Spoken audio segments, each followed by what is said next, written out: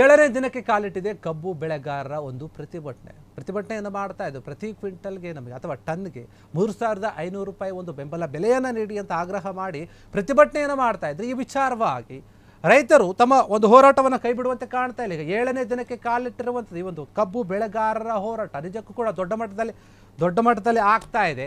ಈ ಕಬ್ಬು ಬೆಳೆಗಾರರ ಹೋರಾಟ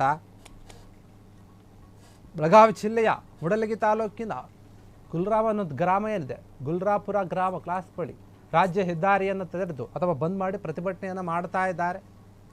ರೈತರ ಹೋರಾಟಕ್ಕೆ ಬೆಂಬಲ ತುಂಬಿದ್ದಾರೆ. ಬಿಜೆಪಿ ರಾಜ್ಯಾಧ್ಯಕ್ಷ BY ವಿಜಯೇಂದ್ರ ಕೂಡ ಅಲ್ಲಿ ಭಾಗಿಯಾಗಿದ್ದರು.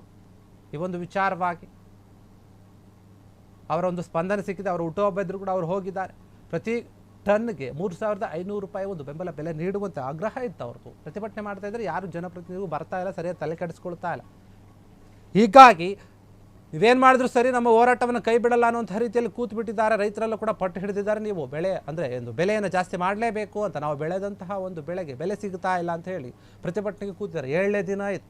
ಬೆಳಗಾವಿ ಜಿಲ್ಲೆಯ ಮೂಡಲಗಿ ತಾಲೂಕಿನ ಗುಲ್ರಾಪುರ ಕ್ರಾಸ್ ಬಳಿ ಪ್ರತಿಭಟನೆಯನ್ನು ಮಾಡ್ತಾ ಇದ್ದಾರೆ ರೈತರೆಲ್ಲರೂ ಕೂಡ. ನಮಗೆ ಸರಿಯಾದ ರೀತಿಯ ಒಂದು ಬೆಂಬಲ ಬೆಲೆಯನ್ನು ಕೊಡಿ. ಇಷ್ಟು ದಿನ ನಾವು ಪ್ರತಿಭಟನೆ ಮಾಡ್ತಾ ಇದ್ರು ಕೂಡ ಯಾವ ಒಂದು ಜನಪ್ರತಿನಿಧಿಗಳಿಂದ ಅಧಿಕಾರಿಗಳಿಂದ ಸರಿಯಾದ ರೀತಿಯ ಒಂದು ಸ್ಪಂದನೆ ಬರುತ್ತಾ ಇಲ್ಲ, ಯಾಕೆ ಅಂತ ಹೇಳಿ ಪ್ರತಿಭಟನೆಯನ್ನು ಮಾಡ್ತಾ ಇದ್ದಾರೆ. BY ವಿಜಯೇಂದ್ರ ಅವರು ಕೂಡ ಇದರಲ್ಲಿ ಭಾಗಿಯಾಗಿದ್ದಾರೆ ಅಂತ ಹೇಳ್ತಾ ಇದ್ದಾರೆ. ಹೀಗಾಗಿ ರೈತರ ಪ್ರತಿಭಟನೆ ಇನ್ನೂ ಕೂಡ ಮುಂದುವರೆದು ಎಷ್ಟು ದಿನಕ್ಕೆ ಹೋಗುತ್ತೆ ಅಂತ ಗೊತ್ತಿಲ್ಲ.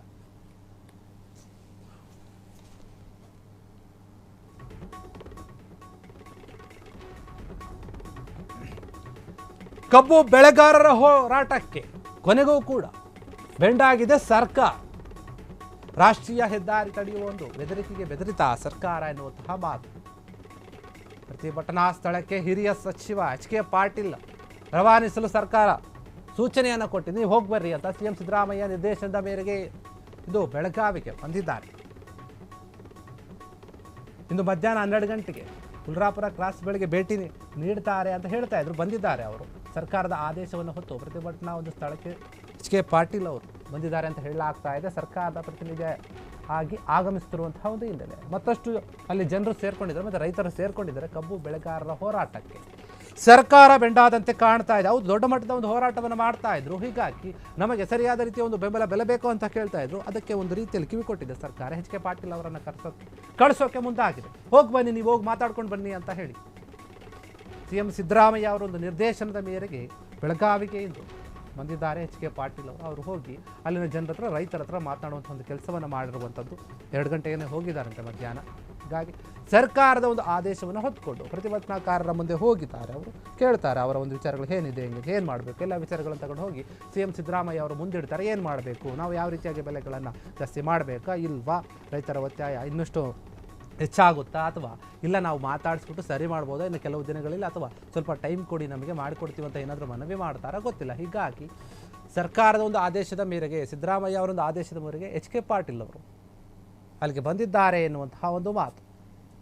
ಅನೇಕ ರೈತರು ಸೇರಿದ್ದಾರೆ. ಸಾವಿರಾರು ಸಂಖ್ಯೆಯಲ್ಲಿ ರೈತರು ಸೇರಿ ಪ್ರತಿಭಟನೆಯನ್ನು ಮಾಡ್ತಾರೆ. ಹೆದ್ದಾರಿಗಳನ್ನು ತಡೆದು ಪ್ರತಿಭಟನೆ ಮಾಡ್ತಾ ಇದ್ದಾರೆ. ಯಾವುದೇ ಕಾರಣಕ್ಕೂ ಕೂಡ ನಾವೊಂದು ಈ ಹೋರಾಟದಿಂದ ಪ್ರತಿಭಟನೆಯಿಂದ ಹಿಂದೆ ಸರಿಯುವಂತಹ ಮಾತೇ ಇಲ್ಲ ಅಂತ ಹೇಳಿ ಸತತವಾಗಿ 7ನೇ ದಿನ ಈ ಒಂದು ಪ್ರತಿಭಟನೆಯನ್ನು ಮಾಡ್ತಾ ಇರೋದು. ಹೀಗಾಗಿ ಸರ್ಕಾರ ಎಲ್ಲ ಒಂದು ಕಡೆ ಹೌದು, ರೈತರು ಇಷ್ಟು ದೊಡ್ಡ ಮಟ್ಟದ ಹೋರಾಟ ಮಾಡ್ತಾ ಇದ್ದಾರೆ, ನಾವು ಅದಕ್ಕೆ ತಲೆ ಬಾಗಲೇಬೇಕು ಅನ್ನುವಂಥ ರೀತಿಯಲ್ಲಿ ಸಿದ್ದರಾಮಯ್ಯ ಅವರು ಕೂಡ ಹೇಳಿ ಕಳಿಸಿದ್ದಾರೆ HK ಪಾಟೀಲ್ ಅವರಿಗೆ.